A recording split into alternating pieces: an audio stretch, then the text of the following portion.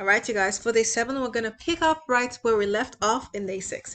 So I still have the Twitter search node, which has some data. So for day 7, we're going to be looking at the Excel writer node. So we want to have this data copied over to an Excel file. So before I did that, I just used the duplicate row filter node because as you can see, we do have some duplicates here. Like this is a duplicate, duplicate, so we don't want those. So in here, I just asked KNIME to please remove any duplicates based on the tweet. So any tweet that appears more than one, it's going to take the rest away. We might want to perform some more cleaning based off of those columns. So now I'm ready to send this data over to Excel.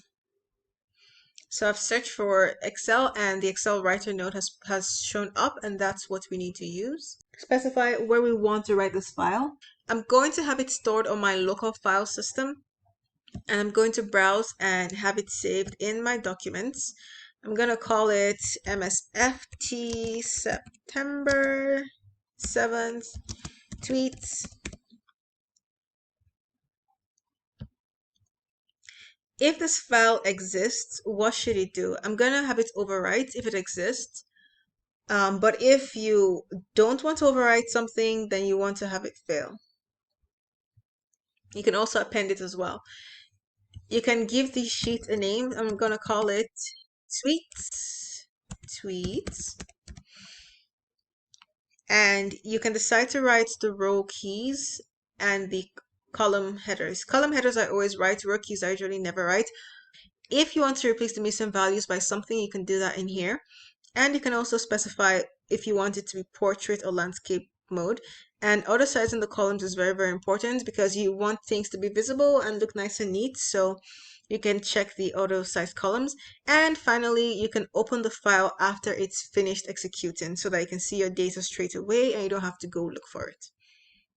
So now we're going to run this and it should open once it's run. Okay, that's Excel booting up. All right, so yeah, so here the first column we have our tweets.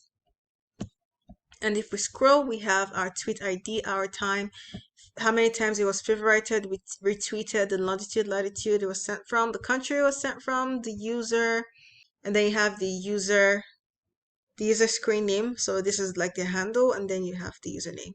You have their ID, description, pretty much everything we asked KNIME to bring over on the Twitter search side. We have now been able to export it to Excel after removing the duplicates.